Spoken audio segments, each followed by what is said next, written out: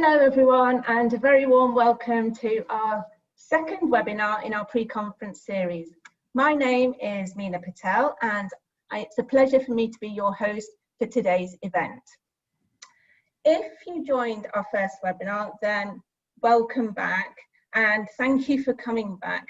I do apologise for the technical difficulties that we had during the first webinar, but technology is what technology is and sometimes out of our control. But apologies for that. However, I do hope that you managed to access and enjoy the video presentations that our presenters recorded for us. If this is your first time with us, then welcome and I hope you enjoy the webinar.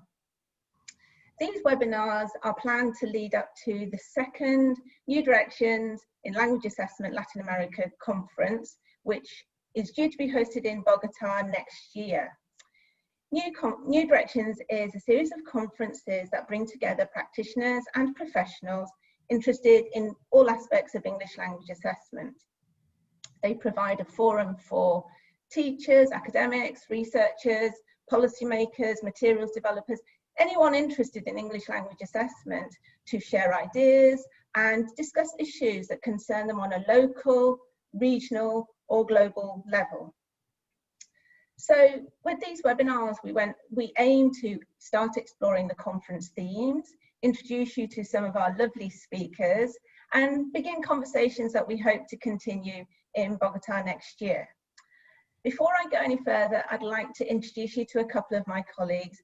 Firstly, I'd like to introduce you to Jake Mcmillan, who I'm sure you all know already because he's been in touch with you. Jake is the conference project manager and has worked extremely hard to get this webinar to you, so thank you, Jake. And secondly, to Richard Spivey from our assessment research group. Richard is helping us to manage the Q&A today, so welcome and thank you, Richard. I think next we have some housekeeping. Okay, so this webinar will be recorded, so if you'd like to watch a recording or share it with anybody, it will be on our website very soon, I'm told. You can request certificates of attendance if you would like to request a certificate, or you have any general questions about the conference or the webinars, please write to the email address on your screen right now. There is no chat function on the webinar today. However, there is a Q&A function and that is open now. If you'd like to ask a question or post a comment, you can do so by clicking the little icon with Q&A on your screen. Shall we talk about the agenda now? Excellent. Okay, we are really lucky to have three great speakers with us today, Dave, Salome and Graham. They'll be talking about different aspects of teacher education and development with reference to assessment. Each presenter will speak for about 10 minutes and then we'll take a couple of questions, and at the end we'll open the floor for questions for all of them. I'd like to thank participants at this stage who posted questions during registration. If you did, we'll try and take some of those as the webinar progresses. So I think I've talked for long enough. And let's start with the main event. I'd like to introduce our very first speaker for today's webinar, Dave Allen. Dave, apart from being a very close friend and a colleague, is the president and founder of Norwich Institute for Language Education, also known to many of us as NILE. Dave, thank you so much for joining us today. It's over to you. Thank you, Meena. Can I just check you can hear me clearly? We can hear you clearly. Hi everyone, greetings from sunny Norwich in the UK, where it's most unlike September with blue sky and sun and almost 30 degrees centigrade this afternoon, so very much short sleeves shirt weather. Our thanks to all of you around the world for participating. I was sorry the event we'd originally planned couldn't take place in Bogota this year for obvious reasons, but I'm also delighted that we'll now have two occasions to share our ideas with you. Next year's event in Colombia, for those who can make it, plus the chance today for us to talk with so many people worldwide, now that we've been doing these taster sessions on Teams and today on Zoom. In my 10-minute introductory presentation today, I want to briefly look at two areas of TEA, testing, evaluation and assessment. that have both been major parts of my working life. Firstly, the main theme for today's discussion, teacher education and training for language assessment. And secondly, LOLA, learning-oriented language assessment, which will be the focus of my plenary presentation when the conference takes place next year, we hope. I'm using my PowerPoint slides a little differently today, primarily as a means of also giving you a takeaway in written form when you get the recording, so that you have easy access to references and links. Can you move the slide on, please, Jake? I've been involved professionally with language testing since 1975, so a long time. I took up a post of Director of Studies then, an institution that had adopted a communicative approach to the teaching of English as a foreign language, but was continuing to use tests that they'd been using for years, and which very much belonged in the era of grammar translation. It soon became clear that nobody there had the knowledge needed to be able to make changes to the ways in which the students were assessed. In fact, nobody had any idea of any other ways of determining learners' language ability other than by testing in the ways they always had.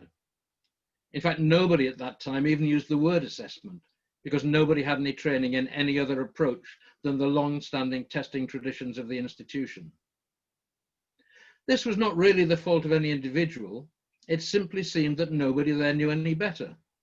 In an institution widely recognized as one of the best in the UK, where there was commonly agreed excellence in the quality of teaching materials and of delivery in the classroom, assessment was the poor relation, limited to a narrow range of test types and purposes, with no principled basis for test specification. What concerns me now in 2020 is that in many institutions worldwide, concern for assessment as it should be and the training needed to achieve proper understanding of TEA remains the poor relation, with inadequate time provision and resource provision. Beverly Baker rightly reminded us in the first of these test events last month of the dangers of a binary or deficit approach to language assessment literacy, and of the difficulties of seeing language teachers as being either literate or illiterate in understanding assessment issues. She also queried the value of the term assessment literacy itself, a view shared by Nick Saville, Director of Research and Thought Leadership at Cambridge Assessment English, in a recent interview I did with him for IATEFL T6's publication, TEA Today. Nick's view is that there is an idea that there is something called assessment literacy, which is a bit like a body of knowledge model, and I don't believe there is such a thing. I think there is understanding assessment, which is based on context. Those were Nick's words. For myself, I don't worry too much about what many people have found a convenient label, as long as we recognize that good enough assessment literacy will vary from context to context. However, my experience of over 40 years in some 70 countries is that there is in fact a huge aggregate deficit, or more accurately, a wide variety of overall deficits in the language teaching profession in relation to what teachers should be able to do in their particular contexts as a minimum requirement if they have to test and assess fairly. Which reminds me of what I sometimes call the F words of testing and assessment. On the summative side, it's a 4-letter F word. We need to be F-A-I-R, fair. But to manage that, we need to understand how to design and deliver tests and assessment procedures which can achieve that, which means understanding key concepts and principles. And on the formative side, it's 3 Fs, feedback and feed forward. Of course, we can't expect all teachers to be as comprehensively expert in testing and assessment as those who spend their professional lives immersed in academic study and have extensive research experience in this area. But if we see assessment as a critical part of teaching and learning in language education, as I do, then there are levels of understanding that all language teachers should have if they're to function effectively.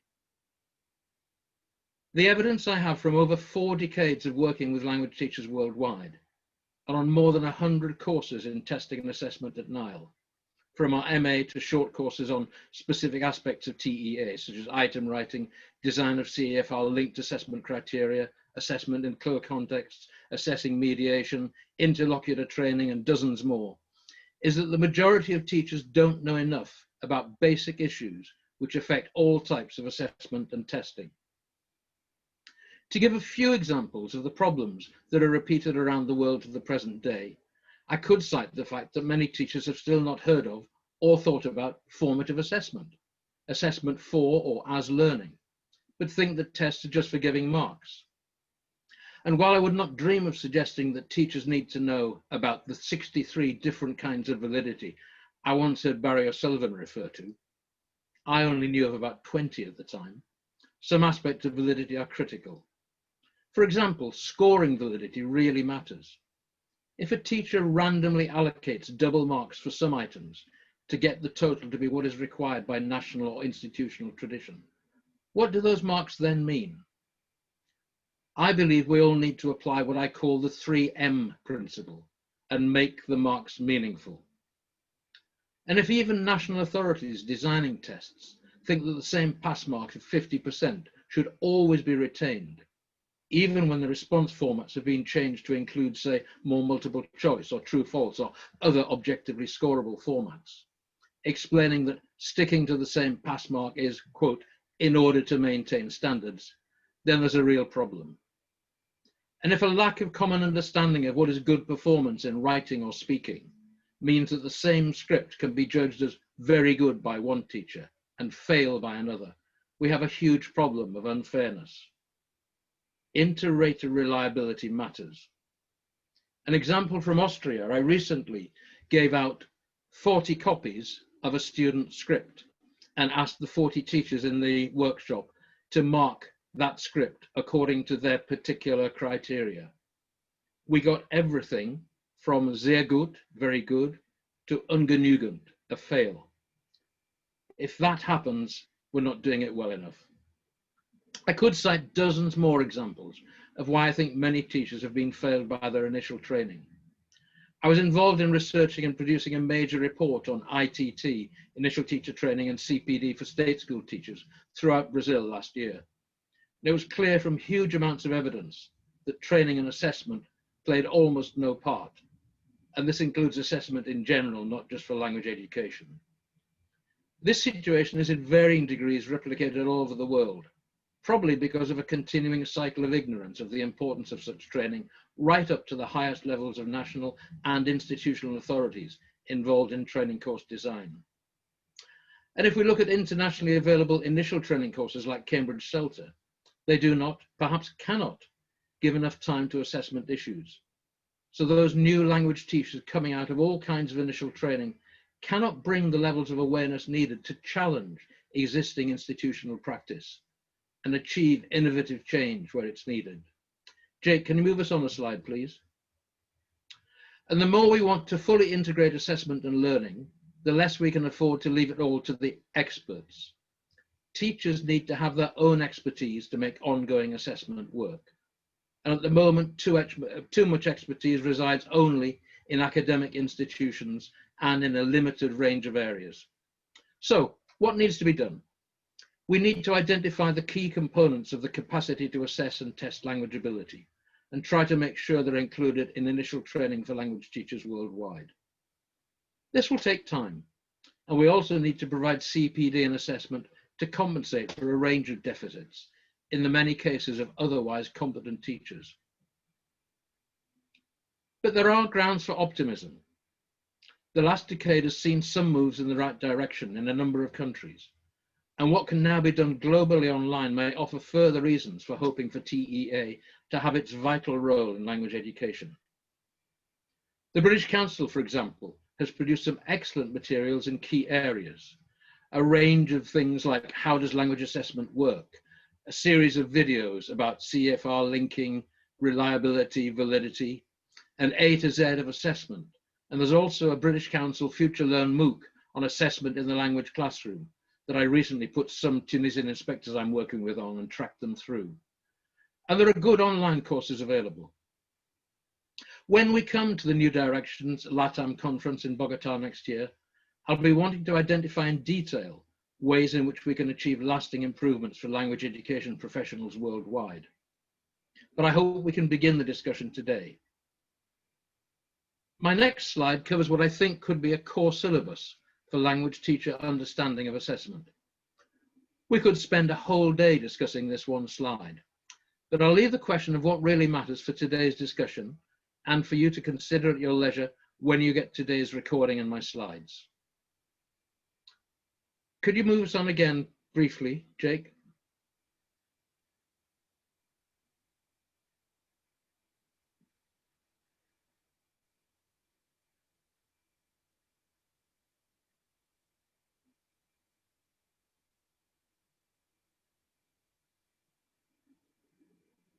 I'm not seeing the next slide.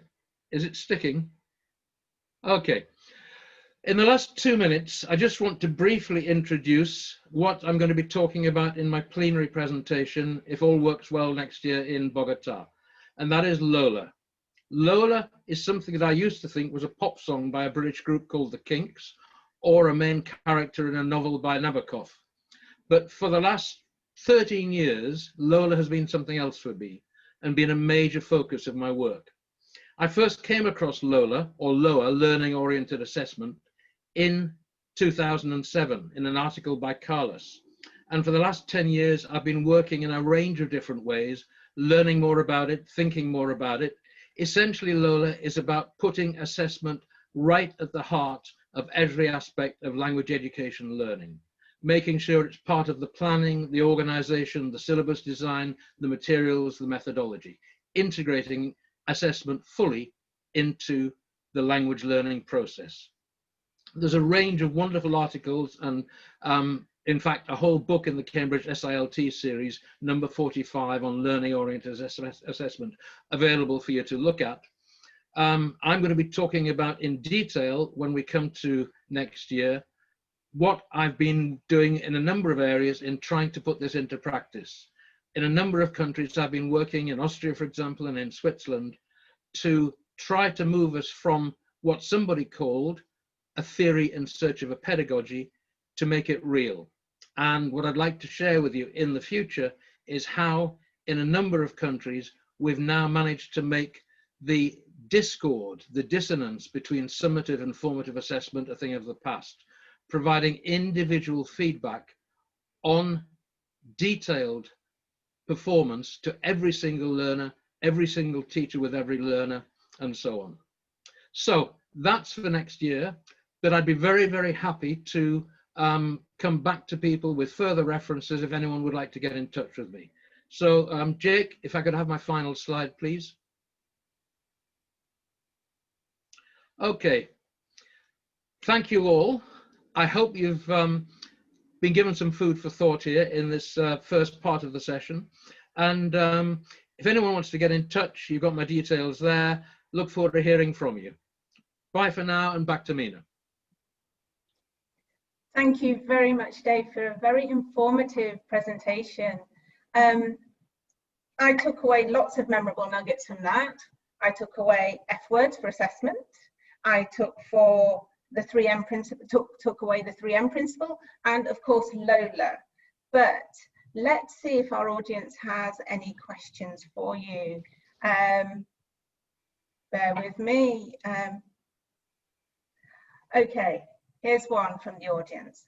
I'd like to know if Dave thinks Stiggins' ideas, particularly the levels of language assessment literacy, make sense to him, considering his experience, and I thank him for the great talk. So what do you think about I missed a little bit of that. I missed the word before, ideas. Stiggins. So Rick Stiggins' ideas about the different levels of assessment literacy, and do they make sense to you considering all your experience?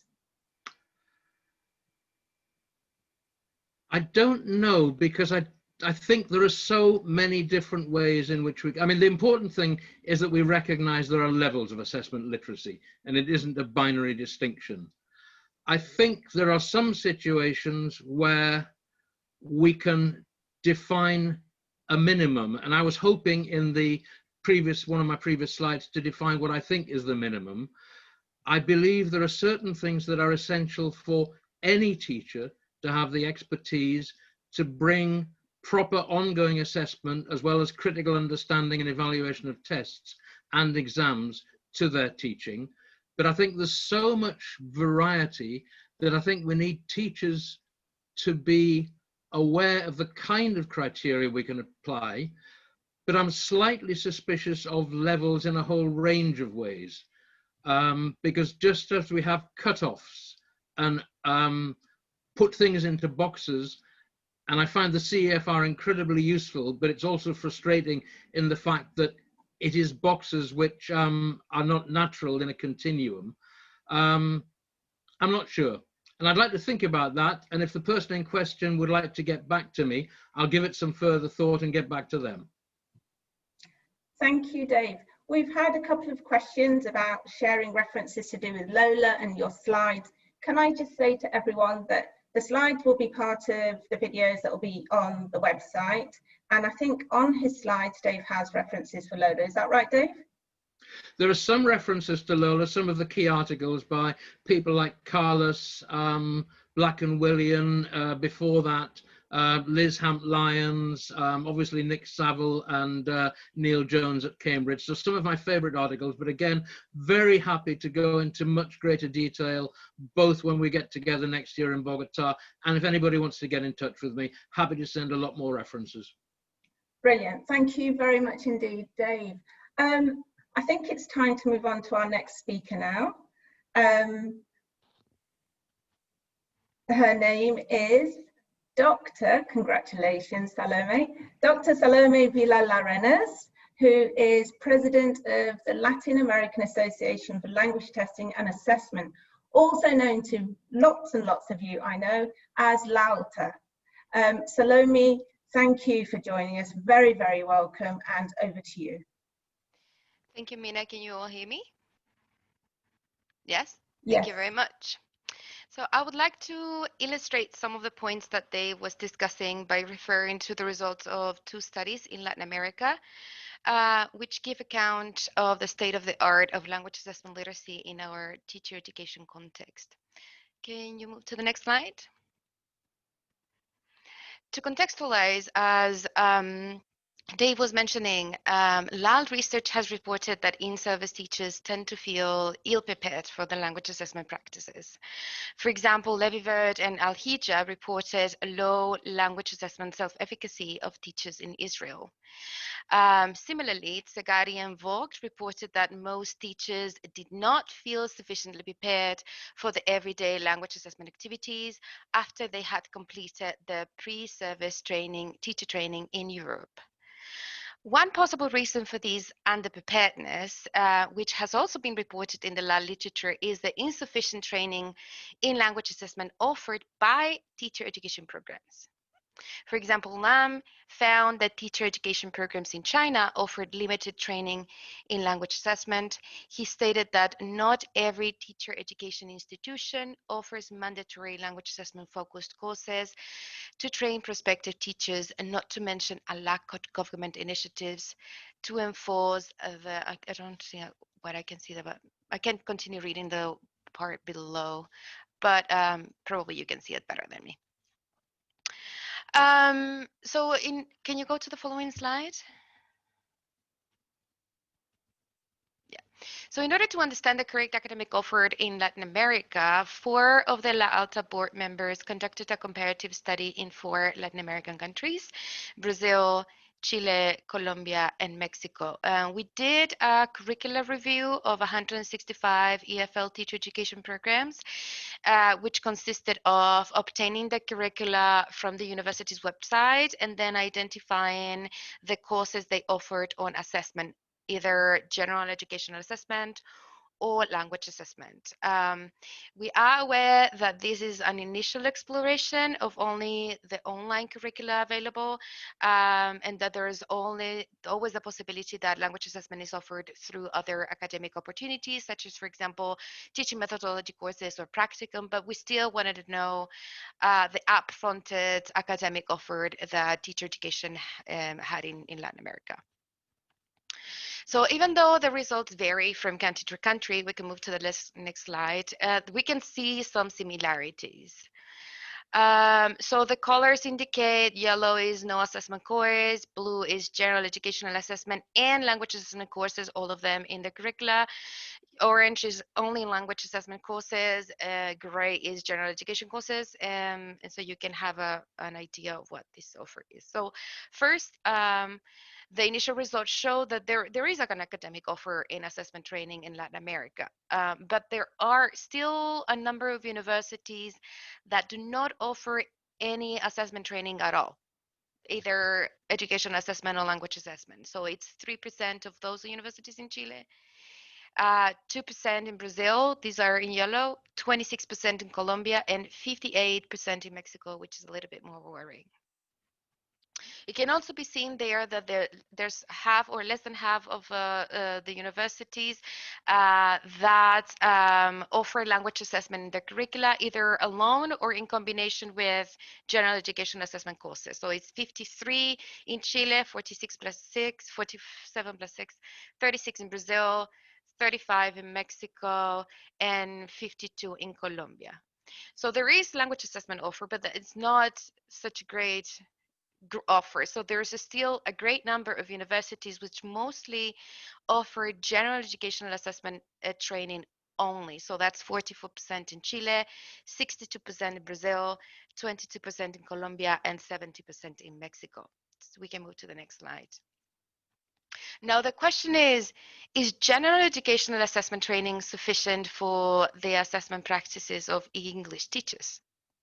Well, some studies have claimed that it might not be sufficient. For example, Levy and Imbarluri conducted a study on the effects of a general education assessment course on the practices of language teachers, and they found that although some language teachers can successfully transfer some generic educational measurement knowledge to their language assessment practices, the acquisition and development of meaningful language teaching, learning, assessment literacy requires complementary language assessment training, which will offer profound engagement and dialogue with language-related matters. So they concluded that their findings reaffirm language teachers' unique needs. And that's so we were interested in knowing the perceptions of some of the stakeholders in Latin America, and that is the second part of the paper that we're thinking of publishing next year. But now we are going to focus on the possible consequences on the lack of language assessment training besides the teachers feeling ill-prepared. We can move to the next slide. To discuss this, next slide. Thank you. To discuss this, I will refer to part of the results of my doctoral dissertation, in which I interviewed 20 Chilean teacher educators, among which there were teacher educators who taught English acquisition courses, those who taught testing courses, those who were in charge of an area called coordinators, like in charge of supporting the work and overseeing the work of language teacher educators teams, and also program directors. So I asked them about the language assessment training they have received in their academic lives. Just bear in mind that these teacher educators went through their teacher education 20 to 30 years ago. Which means that the curricula of the universities that offered teacher training for them was different than the picture that I just showed you. So the results showed that none of them had received training in language assessment. And this is teacher education, EFL teacher education programs in English, in language EFL teacher educators, right? 17 of them had been trained in educational assessment, and 3 had not been trained in assessment at all because they majored in linguistics and not in teaching. Interestingly, only 2 of them had received further training during their academic lives after their teacher education, either as continuous education programs or while during their master's degree.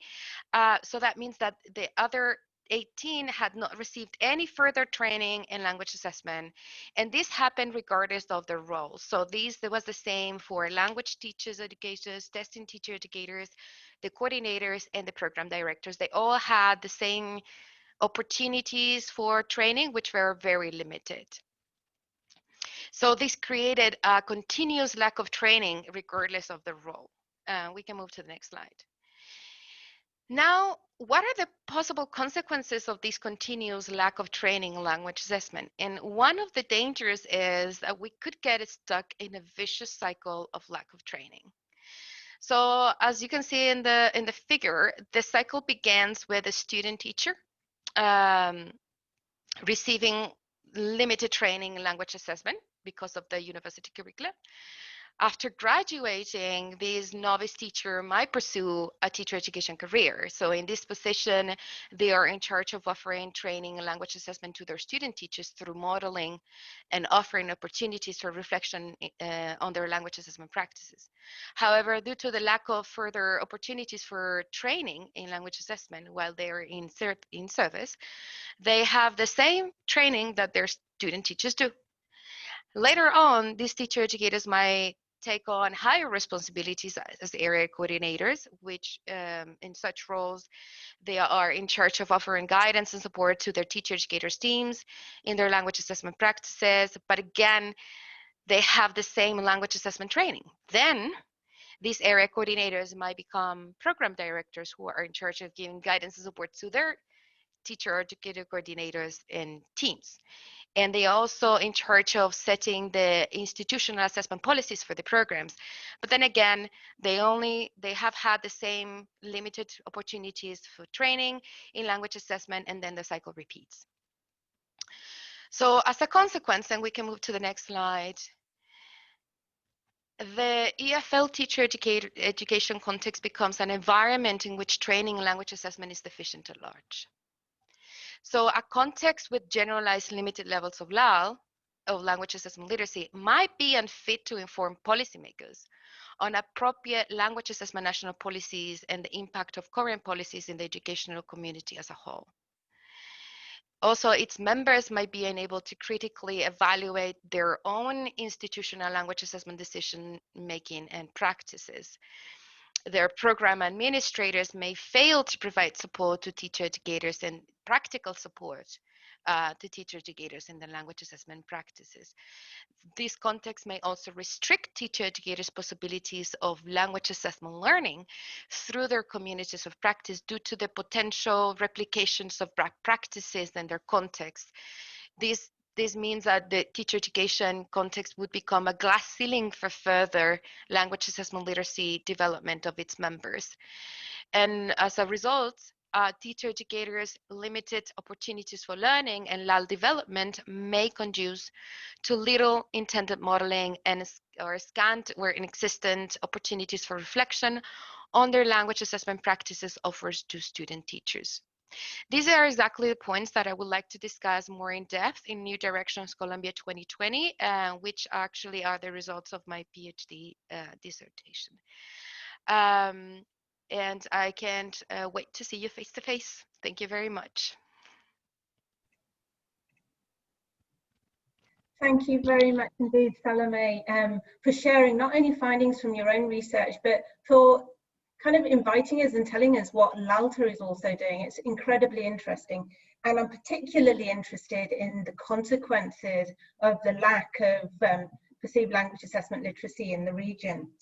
We do have one question from you from the audience, and that is, what do you think is the role of local assessment policies, particularly at the national level, in promoting LAL in the region, or any region really? So the role of local assessment policies at a national level. I think it might be the only way of pushing language assessment literacy development in teacher education. And I'm going to give you an example. In Chile, in 2014, we published the guidance standards for initial teacher training programs, the English ones. And one of these standards was Standard 5, which refers to language assessment specifically. Now, interestingly, the standards are binding for universities for accreditation. So a university has to show that they are offering the training that meets the standards, right? And therefore, many universities had to change, or not change, adjust, adapt their curricula and include a language testing course because it is in the standards. So through a national policy, universities are changing the curricula, adapting the curricula, updating their curricula, and offering more language assessment courses. And this has been seen since 2014. As far as I am aware, 6 universities already have included a language testing course in their curricula, and that only happened through a national policy. There's another example of national policies influencing and the practices of assessment that has nothing to do with English exactly, but it's more about general educational assessment. So there we have a new decree, that is Decree 67, that promotes the balance between summative assessment and formative assessment, among a lot of other things. But the most important thing right now that is under debate is that it enforces, or it highlights, the importance of formative assessment in the practices of teachers. And this comes to change drastically a culture of assessment that was focused on summative assessment and competitiveness. And now we are, as individuals, as a country, we're forced to think differently and change our practices. And it's not an option. It's not something that somebody's saying, oh, formative assessment is good and it centers on education, maybe you should try it. Now, there's a law that is in place since March this year, and that is forcing schools, principals and teachers to think actually what formative assessment is, how it does it look, what is an formative assessment task, and actually what is the role that it has in my educational community. So it has been a bomb. So I think that public policy has the major role in pushing and helping teachers get better training.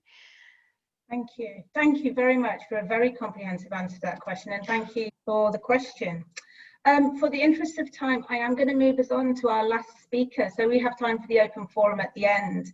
Our last presenter for this webinar is our very own Graham Stanley, who is the English for Education Systems Lead in the Americas at the British Council.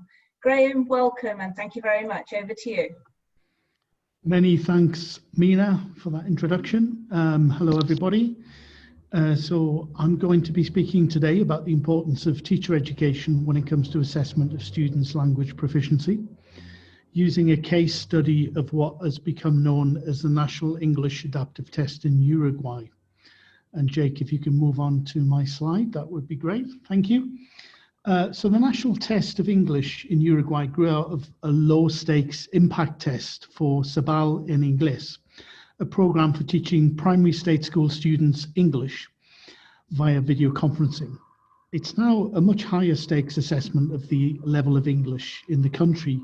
That includes not only students studying in face-to-face contexts as well as remotely, but also the first year of secondary school too, as well as primary. Because of this, the test, as I'm sure you can imagine, has undergone major revision and validation. We've done that in consultation with CRELA, the University of Bedfordshire, over the last couple of years. And the test was due to be relaunched this year, but it's currently on hold because of the school closures, due, of course, to the global pandemic. So the Sabah in English project combines pedagogy and technology in order to make up for a lack of English teachers in primary schools in Uruguay.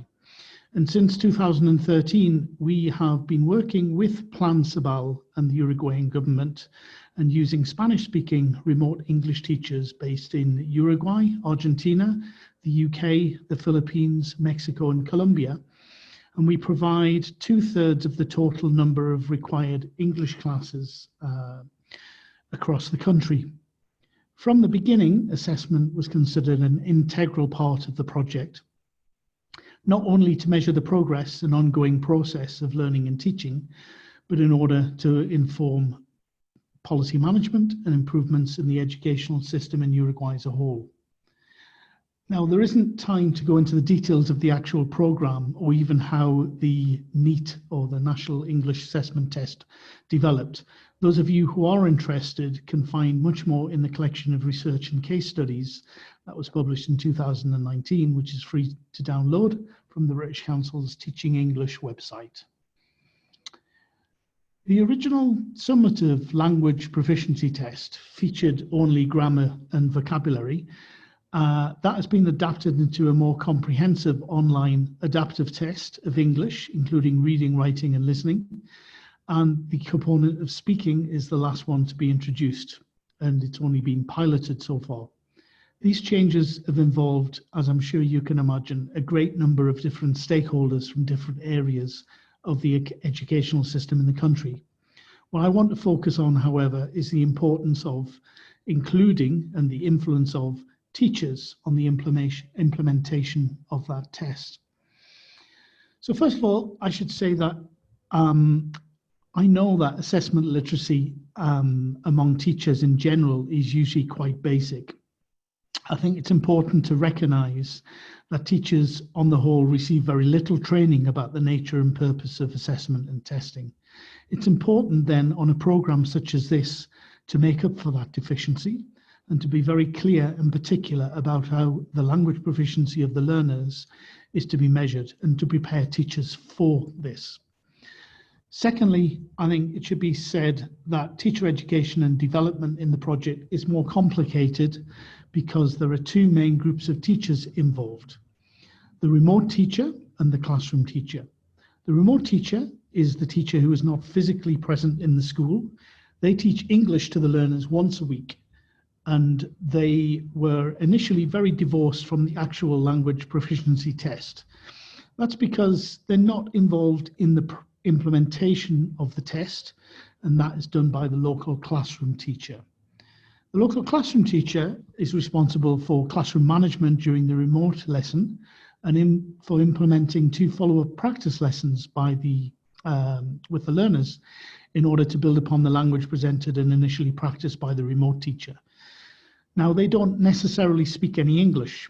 When it comes to testing, they invigilate the adaptive test, making sure the students all have working laptops and that the test begins on time, etc. At the very beginning of the development of the adaptive test, when it came to supporting teachers implementing the test, the focus was on the classroom teachers. They were visited by a representative of the testing body and given training on what to expect, how to invigilate, as well as information on the nature of the test itself and how they could access the system in order to see the students' results and obtain certification afterwards. Finally, it has to be recognised that an online adaptive test is outside the comfort zone for most teachers.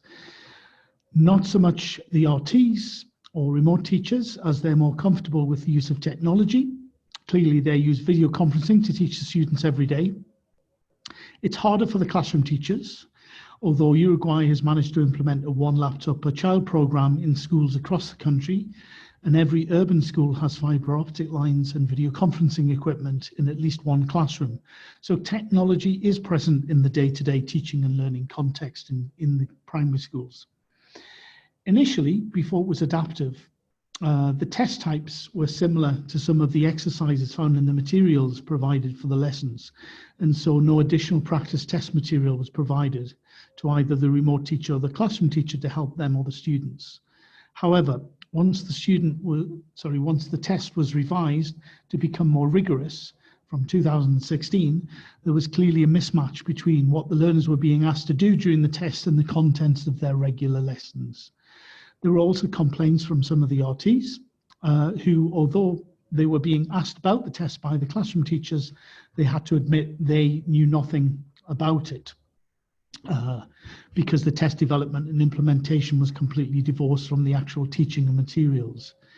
Clearly, it was felt that this had to be changed and greater support be given to both groups of teachers. So what was done? Now, the classroom teachers had been given information sessions, as I said before, about the adaptive test. These were extended to the remote teachers, but adapted in such a way that they were relevant to them. It was clear that they needed separate training and different information, including familiarization with the test types and the test itself. Examples of test types were made available to remote teachers and classroom teachers, along with practice tests, and lesson plans were adapted so the new test types were included in the materials. In particular, there was a focus on informing the remote teachers so that they were confident about the makeup of the test. The program relies very much upon collaboration and team teaching, with the RT, the remote teacher, and the CT, the classroom teacher, working together on a weekly basis.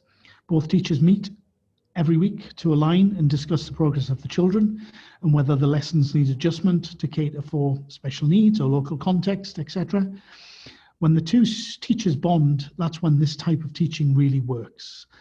In general, because the classroom teacher is unfamiliar with English and English language teaching, they rely upon the remote teacher as a source of information about all things related to this. It makes sense that the remote teacher should be the main source of information about the test, rather than have outsiders come into the schools to discuss this. That still took place, as it was necessary for the classroom teachers to understand the practicalities and the protocol regarding the test in their particular school and have the opportunity to discuss this with someone in situ. But as to the content and preparing the students for what was to come, the focus switched to the remote teacher. So, to sum up, I think it's important to recognize the challenges of this type of an innovative program. Teachers here, both classroom teachers and remote teachers, have an increased cognitive load and an urgent need to develop in a number of different areas, not just related to test assessment literature. And the classroom teachers are usually unfamiliar with the mode of teaching, i.e. remotely teaching via video conferencing, and having to give up the control of their class and to another teacher, as well as dealing with the language itself and having to learn English along with the students and then support them with the practice and further learning of English. So there's a lot there for them to learn about. Remote teachers also need to be fluent with the use of video conferencing equipment, to be able to teach and manage groups of students at a distance, which is difficult in itself, to team teach and coordinate effective learning and teaching with another teacher, which for a lot of the teachers is completely new as well. These are all aspects of teaching that teachers are usually unfamiliar with and which take time to get right. It's important, however, that this need for teacher development and teacher education on the project doesn't mean that assessment literacy is pushed aside as well. I think it's very important, and we all recognize it, those of us who work on the project, for the success of it and for the learning of the students, that this test is implemented effectively and that the results show an accurate portrait of the learning that's happening. For that not to happen would mean uncertainty about what is being done in the virtual classroom and to risk alienating the most important stakeholders in all of this, the students. So we need to make sure that the students are supported and given a positive experience when the test is implemented, that they're not surprised or face undue stress when completing the test. And for that to happen requires the teachers, both remote teachers and classroom teachers, to be supported and to have sufficient information about the test and to be confident about preparing students for it and being able to make sure that they and the learners have a positive experience. Since the time I am talking about, the test has undergone further revision and validation in association with CRELA. This has resulted in more rigor being added to test types, some of which have been radically changed. And because of the time taken for the review and the implications of introducing new test types to learners, the adaptive test wasn't implemented last year. Unfortunately, the new academic year this year was disrupted, as we all know, by COVID-19. And the closure of schools in Uruguay has meant a dramatic change in teaching and learning, as I'm sure you can imagine. The planned integration of the practice tests and information about the revised tests to support the classroom teachers and remote teachers has not been possible. So it is hoped, however, that next year, if schools are able to operate as planned and the curriculum delivered as expected, then this can go ahead. Now, developing an evidence base from which policymakers can make decisions requires a need to measure results. with a focus on outcomes, outputs and inputs. And this adaptive test has proven to be an invaluable tool for this, and also a powerful tool for developing and improving a program such as this, which is groundbreaking and innovative in both methodology and its use of technology. There's also need for teachers and students to have some demonstrable proof of what they've achieved. And for all these reasons, these adaptive tests become an important part of the Sabah Lingus program, and indeed the entire educational system in Uruguay.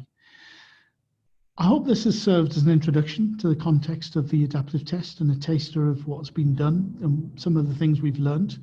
As I mentioned before, if you want to learn more, there's a lot more about the program and the actual adaptive test and testing in general on the program and in the country in that book that you can see on the screen.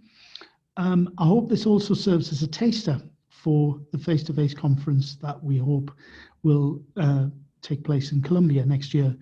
In Bogota, there'll be a presentation on the development of the speaking test, and I'm sure they'll give you an update on the test as a whole. And this will be a joint presentation given by Crella and Plan Sabah. Thank you. Thank you very much indeed, Graham, for sharing all the different aspects of a very interesting project indeed. And you know what struck me is previously for Salome's session, we had a question about the role of national policies, a very top-down intervention that could work. But you talked a lot about teachers supporting teachers. So that kind of peer support is so important, not only in teaching, but in assessing as well. We do have a few questions. I'm going to pose one to you directly, and then I think I'm going to open the floor. So here's a question. Graham, has the pandemic brought about any aspect of remote teaching and testing you and your team had not taken into account? Yes, the remote teaching that we do in Uruguay involves all of the students being in a classroom together, which obviously is not possible during this pandemic. So there's been a switch to online guided learning. So the teachers provide videos of what they've been calling missions, with some tasks for the students to complete asynchronously in the learning management system. And that is supplemented by some short sessions teaching the students synchronously with the teachers based at home and the students, each of them being based at home as well, using something like Zoom, for example. So it has changed the way that we have thought about remote teaching to a considerable extent. I mean, I think one thing that has benefited us is that all of our remote teachers are very fluent with the use of technology and the use of presenting and practicing language on a screen, which has definitely helped. Brilliant, thank you very much. You have lots more questions, but if it's all right with everyone, I'm going to open the floor for all the speakers now, if that's okay. So Jake, if we can have Dave and Salome back, I'll start the open forum.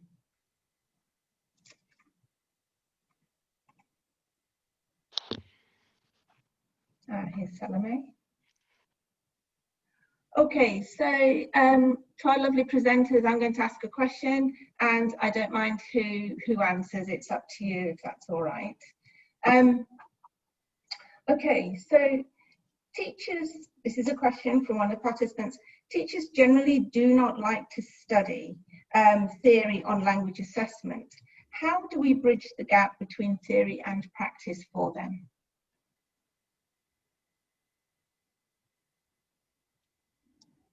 Anybody like to take that question? Yeah, Salome, go.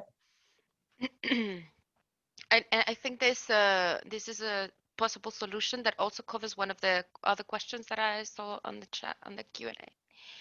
And I think that it is the role of modeling and open opportunities for reflection in teacher education. If we, as teacher educators, we all know that we're training teachers, right? And that we open the space. All the teacher educators I interview open the space for, modeling teaching methodologies. So we're doing this listening task because of these instructions, be careful with this, you know, during their own language teaching practice, right? However, none of them actually intended modeling in language assessment practices. Look, this rubric, we did this rubric like that. What do you think about of the criteria?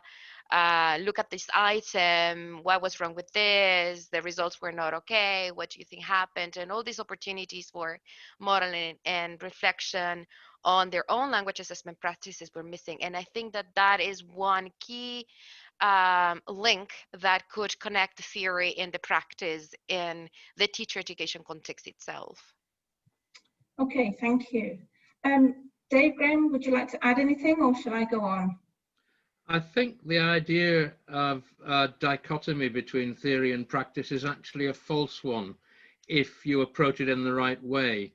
I think it's perfectly possible to have a situation where you work from existing teachers' practical experience and what they do, and point out things that may not work as well as they should, and gradually build an awareness of what are a set of principles underlying good practical approaches. So there's another way of looking at it. I think it's going to be very difficult to change what is an almost a worldwide culture of testing and exams belong to the experts. It's done by other people to us and to our learners.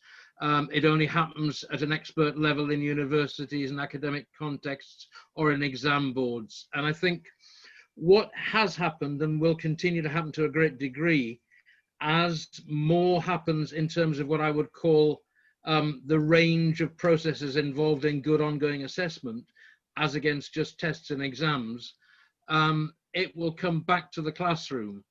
And I think a combination of much better initial training, if locally authorities can be persuaded to do it, supported by and allied to the kind of thing I've mentioned already from the British Council, where there's some excellent materials which are motivating and don't have to be seen as very theoretical, but are based on very good principles. That allied to, I think, what will be a very strong impact from the effects of technology and the effects of COVID in terms of people looking again at assessment. I think put all of those together and there are some real opportunities for very significant long-term better education in language assessment for all those who need to know it. Excellent, thank you, Dave. Okay, so we have another question. We are still worried about assessment literacy for classroom assessment, but what do teachers need to know about online testing as well? A very pertinent question, particularly at the moment. So what do teachers need to know about online testing? And that's for anyone who would like to answer.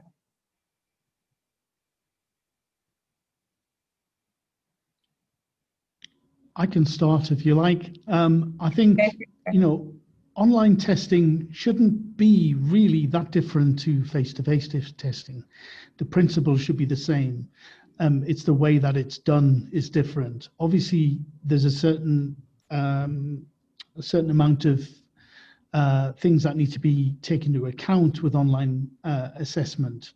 You know, the security protocols, etc. And if it's, you know, speaking, it becomes very difficult to actually do mass online synchronous testing at the same time, for example. But I think really the online aspect of things, technology should just be a vehicle. It shouldn't determine how the assessment is actually, you know, it shouldn't determine any significant changes in what is taken into account in assessment, I think, anyway. Thank you, Graham. Salome, Dave, would you like to add to that? Happy to do so briefly. I think there are pluses and potential minuses. Essentially, I agree with Graham that most of the key principles remain the same. We need good assessment criteria through which to judge productive performance, speaking and writing. The nice thing about the formative side is that we don't have to worry about cheating. There's no such thing as cheating in formative assessment. It's quite simply collaboration. And so there's a huge amount that we can do without worrying about the security side. And much of what we can have as good principles for assessment procedures designed for the classroom, we can take into an online context.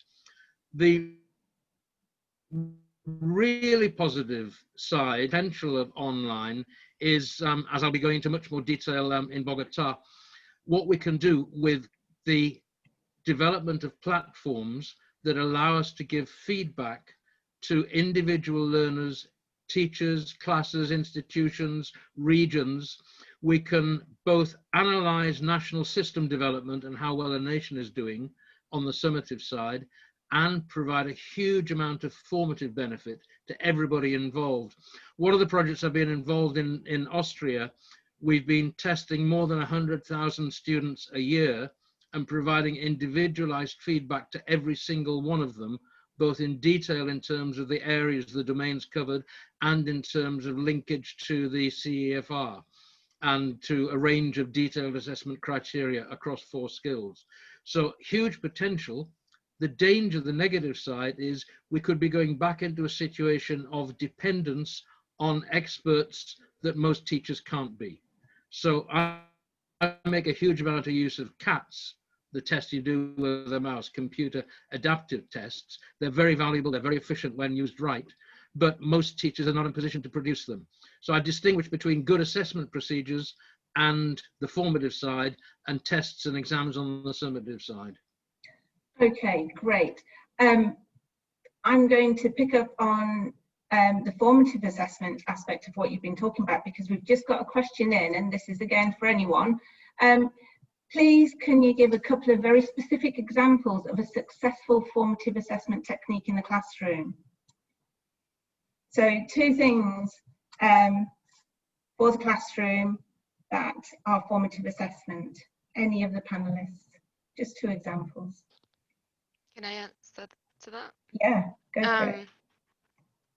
I don't think that there's a very perfect technique of formative assessment, to be honest. I think that formative assessment needs to be connected to teaching first. That's the first thing.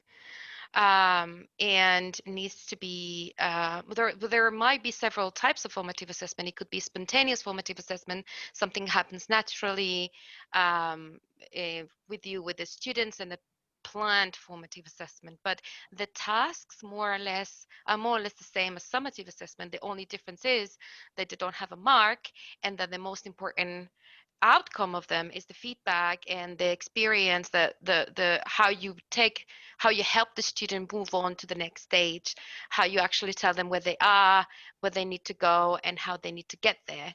So it doesn't matter the type of task.